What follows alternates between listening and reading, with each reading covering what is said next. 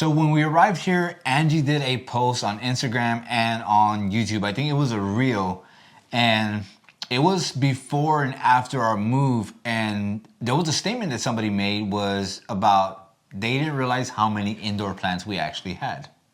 Yeah, we've been growing indoor plants, I think, since forever. Yeah. And actually, it's always been a good way of having indoor plants. Even when I remember when you first started, your first deployment.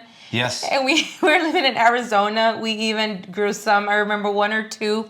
Yeah. Not a lot, but we started there growing them indoors. Yeah. We saw our parents have indoor plants. Well, at least my mom had her indoor plants. So yes, we love indoor plants. And I shared a reel. It was in a short for YouTube friends too, for you guys. And I did get on YouTube and in other social medias, the question, or just, surprised that excitement that we grew indoor plants, and how come we didn't show videos on them, that you guys would love to see the videos, and also for us to let you know how do we prepare these plants to come all the way, when we moved, know, and also how did they do afterwards, the care for it and everything. So we said, yeah, why not? I mean, we like Angie said, we did indoor plants. We did it in North Carolina. We did it quite a bit. We had a lot going on, so we didn't really focus on the house, and the focus, of course, was outdoors with YouTube and stuff like that. And then Virginia, the house there was just way too small with 6 people. We dare not do any videos inside. So it's too crowded. Now that we're here, though, we figured let's do some videos. I mean, we have plenty of stuff to show, and we have a lot of workspace to work in. So it's going to be fun to do this. And it's a cold and rainy day today in San Antonio, so we're like, let's go for it. Also because today, it's about a month since we arrived, I think. It's pretty much been a whole month since we got here. Yeah. So the plants are showing signs of new growth, so I think it's time for us to go ahead and take a look at them. So bear with us as we explain a little bit before we start showing the plants off. Just bear with us how we explain what happened from the moment we started to prepare them to how they arrive. So we started to prepare the plants, and I'm sorry we don't have any photos or camera. Well, the photos, but we didn't do an actual video because there was a lot going on. A chaotic moment. So we prepared them the night before. We made sure that they were well hydrated. We watered them really well. And then I used some bags, which were grocery bags. Yep. And just tied them up, had them all nice, ready to go, put them in the back. Some of them made them in the U-Haul, not all. Yep. It was maybe how many would you say made it in the U-Haul? Just a few? Maybe we had 4 or 5 in the U-Haul, maybe less than that. Anywhere we can squeeze some plants that we knew would do well, of course, in the humidity in there. And then some of them, unfortunately, and I say unfortunately, I'll let y'all see why, we put them in the back of the truck. Now the truck does have a liner covering. Yes. But we had to be opening that. So they did get, that hot sun blazing on them, and we tried in the beginning to let y'all know that we didn't even think of taking the indoor plants with us. Those were the last plants that we even thought we were going to bring along with us. Usually we pass on a lot of our indoor plants. I think we were pretty much content that if we had to get rid of some or give away, actually, we were going to give away. So that was not the issue there. That's normally what we were going to do. But, we ended up having some room, and we put them in the truck, and we figured, you know what? If there's some damage to some of them, there's going to be some minimal damage. Some had more damage than others, but, we did what we could. So the reason I usually don't like to go ahead and bring with us on big moves indoor plants is because they're very sensitive to temperature changes and lighting. They're very sensitive. And I usually feel, I'm going to lose the plant. So I might as well pass them on to somebody, give them away and then start all over when we get to a new place. This time it was we thought it was going to be 3 days, but it took us 2 days from Virginia to Texas. So it was a rough drive for the plants. Yeah. So that's how we prepared them. We put them in plastic bags, watered them really well, and put the pots, inside the plastic bags. And then, we drove like that with them. We got here, and immediately that same evening we arrived here. Yeah. we had everybody be running in and out, just getting all the indoor plants off the vehicle and into the sink. Yep. Now, I wish we would have been able to run to the tub and put them in the tubs, but in the bathtub, but everybody needed baths. And we were so tired. Yeah, we needed baths. Yeah. We were just that tired that we did what we could. We didn't even unload the U-Haul truck. The plants that were in the U-Haul truck basically stayed in there. So some of those house plants stayed in there, but everything that was in the back of the truck, we had to unload it as quickly as possible and get it into the house and into the sink and get them watered. But so we got them, on. We went ahead, watered them well. They stayed there the whole. I even sprinkled water on top and everything. I just felt bad for some of the plants because some of them were dried, completely dried from the soil. So they took on a lot of the heat.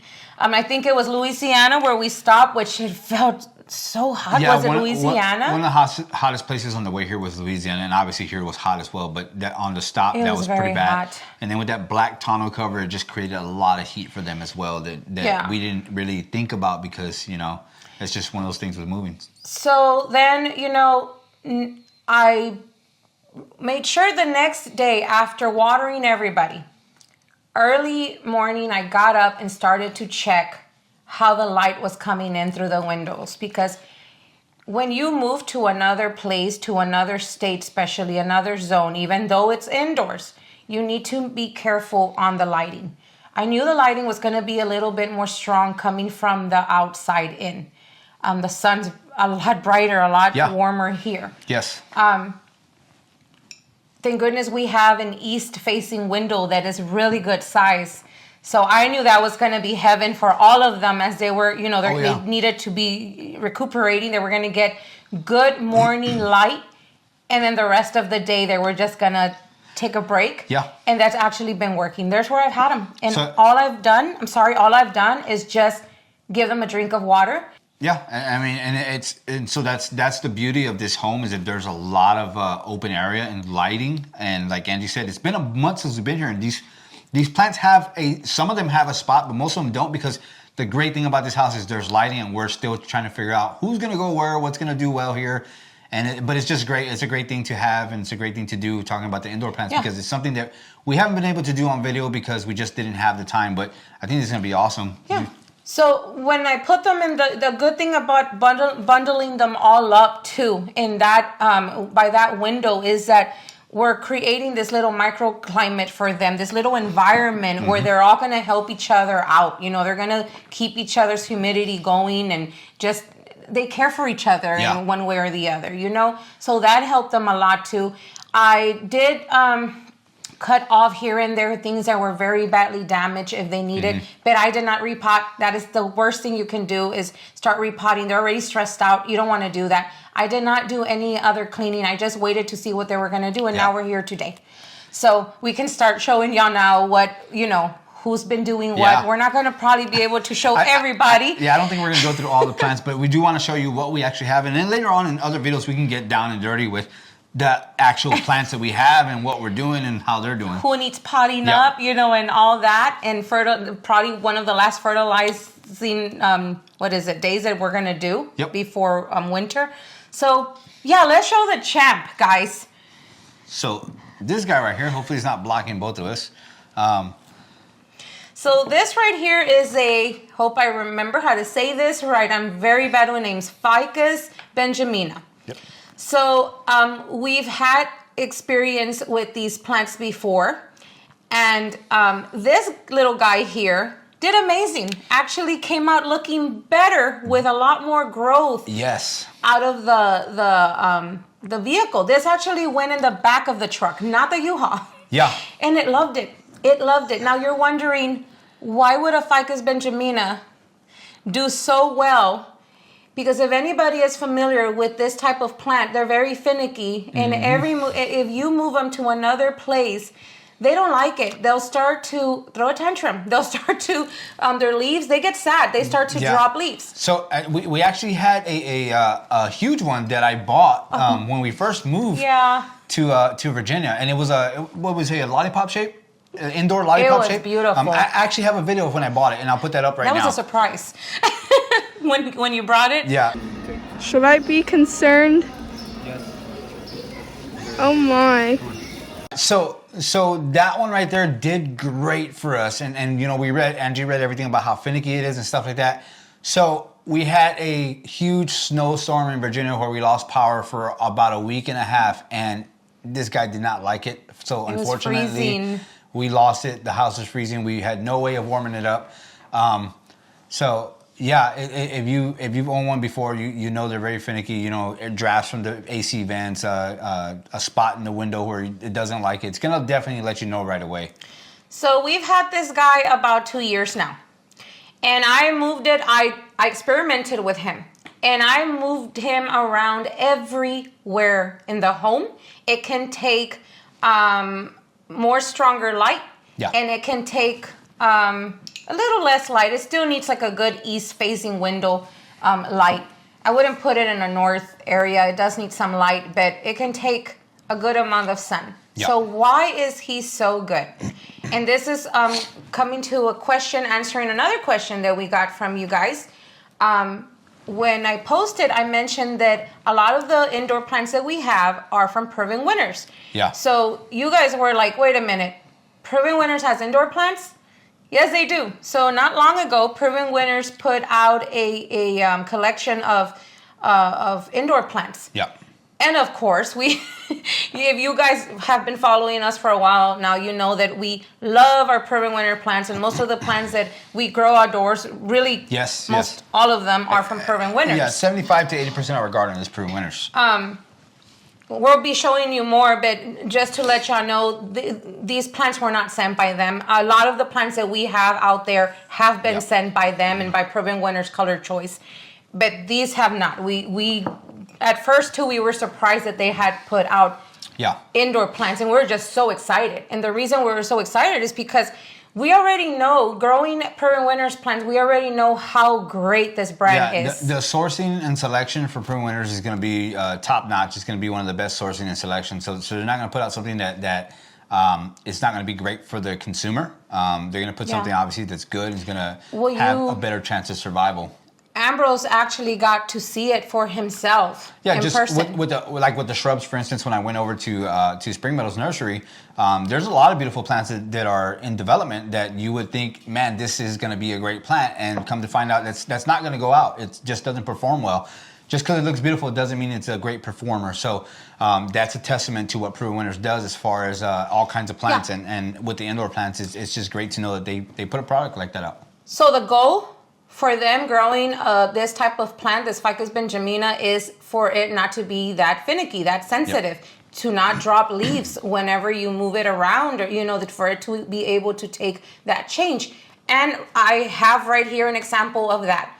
I am surprised myself that this plant has done that well, and cannot believe that we brought it all the way from over there in such horrible weather, hot summer weather, and it's still doing great. So I can keep going on the plants from Proven Winners because you guys know how much we love them. And by the way, that plant needs to be variegated, but I have it on the east facing, so that's why doesn't have the variegated leaves. And I forget the actual name if any of you are looking for it. This one's called Klingon Anastasia Weeping Fig Ficus benjamina. So this one right here with more light, if you put it in a more sunnier area, it would end up getting more variegated leaves. Very, very pretty. Yep. So now let's go ahead and show you the ones that are not looking that great. Yeah. These guys made it. This one that I'm holding right here did not look that great. And I remember when I brought it off the vehicle, oh my goodness, it looked really, really bad. So this one right here is called Sweet Dreams Compact Star Calathea. I think that's the way you say that. Calathea plant. Calathea. Calathea. What he said. Yeah. So this is from the Leaf Joy from Proven Winners, the collection. Yeah. So I keep these little, that's the cool part about them. So they have the tags here. Yeah. And the tags literally tell you how to take care of them. And I think we can do, whoever's interested, we can do a video on just these plants. Yep. So y'all know how to, what's so special about them. All right. So what do you have there? I have a colorful Misto Calathea Louisa. I don't know how to pronounce that last word, but it's not looking like a colorful Misto at the moment. It needs to be cleaned up quite a bit. It's a beautiful plant. I remember when we got this beautiful color. I'll show the tag also, but beautiful, beautiful variegation in this plant. And as it just looks like it's painted, so it's beautiful, but it needs to be cleaned up. It has a lot of new growth too. Yeah. So we'll try to take some shots so y'all can see the new growth. And that's what gave us signs of, hey, it's ready to start cleaning them up too. Yeah. So I'm happy because this had been sent from our friends at Corona Tools a while back. And I've been dying to use this, my little snips. So these are used for flowers and to snip off fruit. But I like to use them. Ambrose has those other ones that we use a lot. I love to use those to snip off, like to clean up the plants, the indoor plants too. Yep. So I'm going to use this for the first time. I mean, so basically all we're going to do is we're just going to go around and clean up anything that didn't make it, is looking pretty bad. Anything that looks like it's still alive, I think we're going to keep. Because the way I'm holding it, guys, right? All right. So I'm going to use my nice little snips in pink. And I'm just going to start snipping off all the dead right here. I tell Ambrose right here. I am not paying attention. Look at that. Look at me. Just making a mess. I don't want to have the leaves everywhere right now. So, yeah, we're just snipping off all the dead off of them. Nothing of the green. And that's just so it can just start pushing out more green too. I just didn't want to bother them. I just wanted the plants to just kind of get used to their new environment. Yep. And then I would, come in and start cleaning them up once I start to see new growth. And some of it just comes off. Yeah, I'm finding some of it just coming out straight from the soil, and those are new shoots that were basically fried and didn't make it. So I mean, that's good you brought that up right now, fried. So some of the plants when we brought them out, were looking good. And then, like the next day, they start showing signs of that frying of the vehicle. And then some of them show the signs really quick of them feeling the heat. So just the heat, like it cooked them. Yep. Right? So one thing we don't want to do, me and Angie were talking, is you don't want to leave these completely bald. If you have a lot of dead stuff, try not to leave them bald. Try to leave some green on there. If you have to cut around some of the leaf and get rid of some of the scorch, leave some green because you want these guys to photosynthesize still and, send more energy down to the roots to create more foliage. Also, another thing is you want to make sure to clean really well the bottom where the soil is at on top. You don't want to leave any of those moldy leaves or whatever just sitting there. Yeah. We actually did clean one plant with our son. Our son has a plant, a peace lily, and I'll show it to you right now. I feel so bad for that peace lily. I think maybe somebody else would have probably thrown it away. Yeah. But our son, he's dedicated. He is dedicated. He calls it William. Yeah. Willie. So Willie is hanging on there, and Mommy forgot the other day to water William, and of course, our kids are in school and everything, so he's not always around to take care of the plant all the time. Yep. But he's really good at reminding remembering to water it too. But we've been so busy that he even forgot. So this one's looking good. That's all I'm gonna do to this guy. Look at that. How pretty is that? But while Ambrose is doing that, I'm gonna go ahead and bring you William, the peace lily. So get ready, guys. This is scary. This is a peace lily. It did have a decorative pot, and he had it for not long. We literally bought it like a couple weeks before we moved here. He loves peace lilies so much, and we actually lost a huge peace lily we had because of when we had the cold, the electricity shut off on that what was it, on the storm, on the snowstorm. We had a huge one, and that didn't. And it hurt him so much to lose that peace lily. So not long ago, actually today, he went ahead and snipped off all the dead. Because I think it needs that. Once we started to see the little green shoots, we knew that, let's go ahead and do something about it and clean it off. So the cutting them back, all the old stuff will actually help it send out more growth. Yeah. So that's why we're doing it too. All right. So I think I want to show them the ferns. And guys, they're looking horrible. But these are some of, let's just get them to show them to you. All right. So as we continue here, I do want to remind you that whenever you're doing any cleanup with any plants, outdoor, indoor, whatever the case is, we're also checking to make sure that there's no insects, no bacteria, no fungus, and anything crazy going on with the plants that we can pass from one plant to another with our snips here. So if you do see something, make sure you clean them off, make sure they're disinfected so you don't pass that along to other plants. So one of my favorite plants that I love to grow indoors is ferns. I know, it's crazy because a lot of people won't grow the ferns because they're very challenging. That's the reason why I love to grow ferns, because they're very challenging. And I've actually been very successful growing them indoors. They just love the humidity. They love to be in a place where it's warm, humid. Usually restrooms, or fill them up the bottom, little plate with water and pebbles. So, the roots, the actual plant doesn't touch the bottom and it doesn't cause root rot. But here I have two of them. First of all, I would have never brought ferns in the vehicle. That's why we didn't bring any other fern. Those got passed on.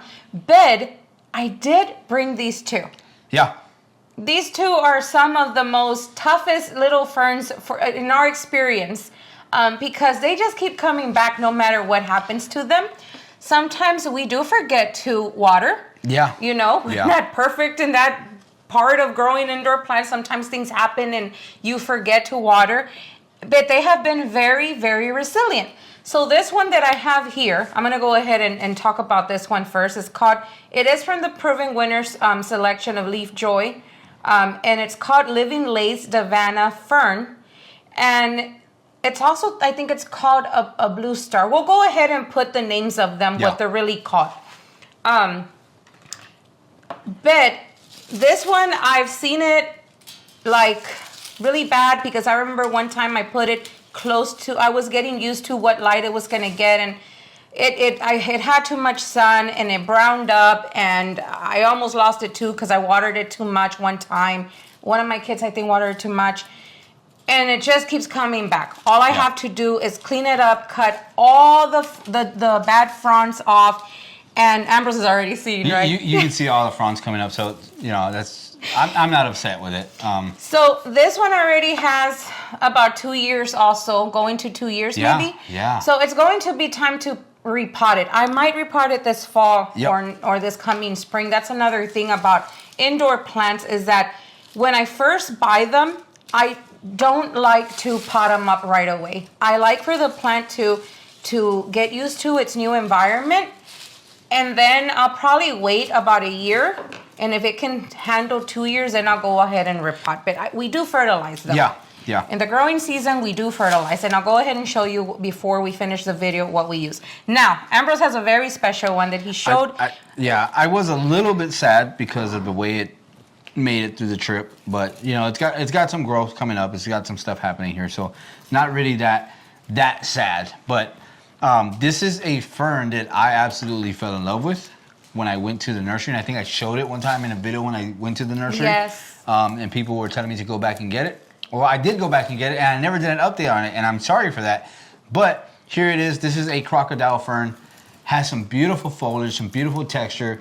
Looks just like crocodile skin. I absolutely love this fern, and it was doing great. It doesn't look that great right now, but for a small pot, this was doing great. A lot of it already fell off, and I just pruned some of it back, but it was getting full. It was huge and looking beautiful, and it's one of the easiest ferns to take care of.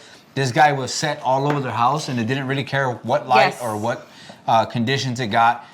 it was doing absolutely wonderful. And I think we're just going to end up repotting this one as soon as we get some soil and get going inside the house.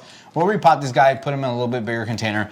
It's actually probably going to go in this one or something else, but looks beautiful. It already has new fronds actually coming up, so that's why that is just another fern that just does amazing, doesn't care. It can die all the way back and come back indoors. The thing about ferns outdoors, they do well because of the humidity, the climate, right? If you live in a nice warm climate, of course they're going to do amazing. Indoors is hard. It's hard to grow ferns. That's why to me these two are like favorites because they do amazing.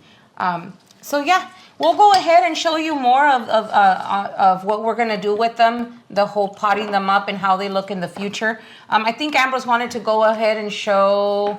I think you had a little climber to show. Yes, I do. Do you want me to go grab that for you? Yes. Because we're excited for this one. That'd be great.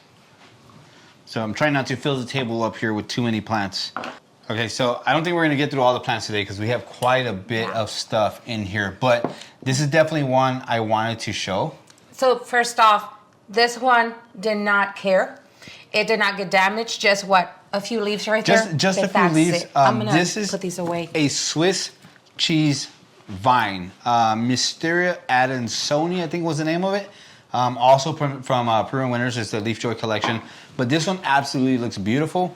It's gonna climb and we're gonna get it a bigger pot and maybe something for it to climb on where we have it in the house here. But as you can see, this one barely suffered any damage at all. I mean, I'm seeing a little bit of yellowing. I'm just gonna cut those pieces off the leaves because the leaves look very healthy. So I'm just taking off that damage. Here you go. Yellowing and scorch on these leaves so it just doesn't continue to creep up anymore. But beautiful, beautiful plant. It's sort of like a Monstera type texture, and it looks beautiful. And they're supposed to get a little bit bigger, not too much bigger, because like I said, it's a vining plant, so the leaves shouldn't get too huge, but they can get pretty big and climb. What did I say? Up to 15 feet? Yes. Yeah. So about 15 feet if you. If you provided some, what did I call it again? For the arrow roots. Oh, the root stimulator. Yes, some root stimulator, and then you provide like a trellis, and the arrow roots will cling on, and it'll make the leaves get a little bit bigger and grow up to that 15 feet. So this one actually put a lot of growth since we got it here. It was happy where we had it. It was growing fine and nice and green, but it was growing very slowly. And here we put it in this area of the kitchen, and it's just put on a lot more growth. It loves it here. So yeah, we're thinking on start to training it pretty soon. I'm gonna go ahead and show them this one. I wanted to show you this one because it's looking pretty bad, and I really want to come back and show you guys what's happening with them in the future, if they made it or if they didn't. This one's the one that I think it's one of the worst ones right now, and it's very pretty. It almost reminds me of, what can I say? Like a hosta. Yeah. Like one of those light golden color hostas. This here is philodendron, and it's called a Prismacolor Calkins Gold. Hope I said it right. It's also from Peru Winters, from the Leaf Joy. And I have this here because it's, it looks a little weak right there. Probably needs more soil. A lot of them lost soil too. But I need to cut it back. I didn't think it was gonna make it at all, but right here on the top, it has new growth, and also on the bottom, I see new leaves. So it's not dead. Yeah. I'm thinking though, I need to give it, I need to make sure to keep a good eye on it though on this one, and also not have it too wet. Yeah. And I mean, all these plants were doing so amazing. This one had a beautiful color. They just did great in spots that we had around the house. And did you have anything more to say before I start? No, what you're saying, it looked amazing in the house, color. So I'll do some video of everything that we have. We're definitely not going to get through all the plants here. And we do want to show a few more, but not too many. So this video doesn't get too long, but I did want to talk a little bit about different lighting and things like that, because I know those are some questions that people have. And we do have all kinds of lighting.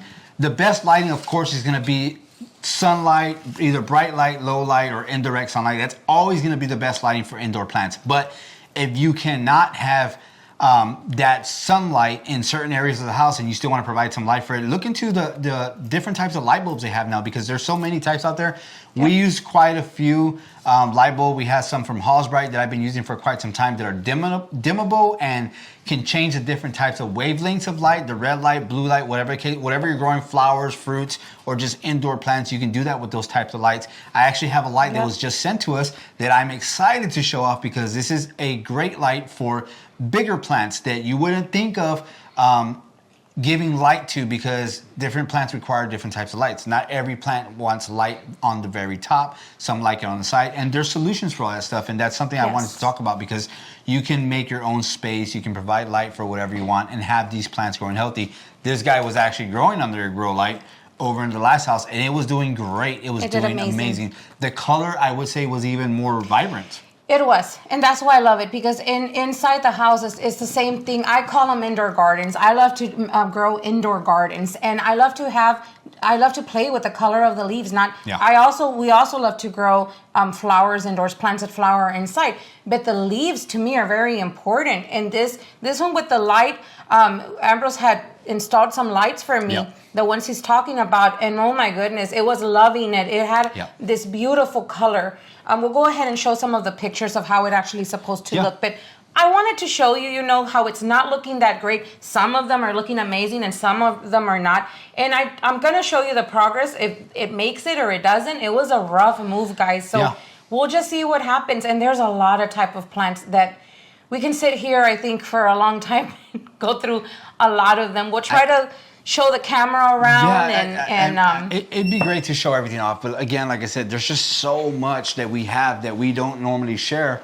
And there's this one that actually has been doing great. If you want to tell them the name, this is if you can see that on the camera there, new growth coming up. This one I thought was one of the ones that wasn't gonna make it too well. This is called Prismacolor Birkin. It's a philodendron hybrid, and I absolutely love this one because I don't think, what would you call this? Not variegated. This is more, it's hard to explain the leaf, the foliage color on here. It's like painted on there. It looks like with brush strokes. It's beautiful. And it just looks beautiful, but it's a beautiful looking plant. And yes, a lot of these plants from Proven Winners come in just nursery pots. But when you buy them Proven Winners, you get some of these wraps around the containers that are absolutely beautiful and are ready to just set in the home as well. So that's something great to think about whenever you purchase some of these plants. And I think this will be the last plant that we probably talk about. This right here, this beautiful variegated pothos. This is a recent addition, and I look at Ambrose because he couldn't help himself. So this is the only new one. Nope. Yeah. I mean, I couldn't help myself at all. I went to HEB, of course, and I found out they had a garden section there, and they had a couple of, I don't even know what to call them, indoor plants because they're outside. Here in Texas, a lot of these indoor plants that you would consider indoor in the northern parts are grown outside. And so I couldn't help myself but to grab that pothos right there. I mean, it's a beautiful color. So when he arrived home with this beauty, of course, I was very, very happy. Pothos is one of those plants that we have everywhere. And why? Because it's one of the easiest plants that you can grow. If I kill one of this, it's just weird. Yeah, definitely. I've had them without water for a long time, but we'll get into all that later. So if you all love these kinds of videos and you want to see more of them, go ahead and let us know. We would love to share more of them. I recently shared on Instagram how they're, after going to all the nurseries, some of the nurseries here venturing out, and we got to see a lot of the indoor plants grown outdoors, which are a lot of tropical plants. Oh my goodness, I just got so excited, and I told Ambrose a lot of those plants that they were hard to find in other places we lived at. You find them here. There's so many kinds, and we would just love to go ahead and add them to our new, here in our new home, and share them with you. So if that's something that's interests you guys for videos, let us know. Yeah, definitely. And I think too we will be doing the outdoor, of course. Yes. And I'm going to share this comment that I just got right now on YouTube. And this is Miss Madeline Rivera. I enjoy cooking videos. Would love to see you and Angie chef something up. I want the warm weather already here so that we can watch your backyard and garden transform. Yes, definitely. We want to be out there too. But we really appreciate that you guys, we've been getting a lot of these comments for indoors, and you guys just love when y'all see Ambrose in the kitchen. He does amazing and he loves to cook. I definitely love to cook, and can't wait to do more recipes and cooking on video. It's something exciting to do. I mean, it definitely a joy for me to do, and I know Angie loves to cook as well. I love to cook. I love cooking, but Ambrose, oh my God, he takes over the kitchen. He loves the kitchen, and I love it because that reminds me of my dad. My dad, you know, may he rest in peace, he used to love to be in the kitchen, and that reminds me a lot of him. So yeah, I give him the kitchen. If he wants the kitchen, take it. But you guys will see me cooking with him and the kids too. Yep. Everybody loves to bake, and you'll see the plants and you'll see all that too. Yeah, I mean, definitely. Aside from that comment as well, we're definitely excited to get out into the garden. We'll see how it goes, but luckily here in Texas, the ground doesn't freeze, so maybe we can do some of that work in winter in the ground and amending what we need to do, and maybe figure out what we're gonna plant and how we're gonna, you know. That kitchen garden. Yeah. I've been very excited to start the kitchen garden pretty soon. Yeah. So I think we'll leave it here, and we'll show you just a little bit of some B-roll here of what's going on. We'll show you some of the, throughout this video, I'm gonna be putting up some of the plants as well, and then you'll see what we have left, because we have quite a bit of plants, and we can't do them all in one video, but we would love to, you know, if you have any suggestions on what plant you want us to showcase or what you're interested in knowing, we'll do our best to do a video on that. We'll come back to and show you the ones that are not looking that great to see if they made it or not.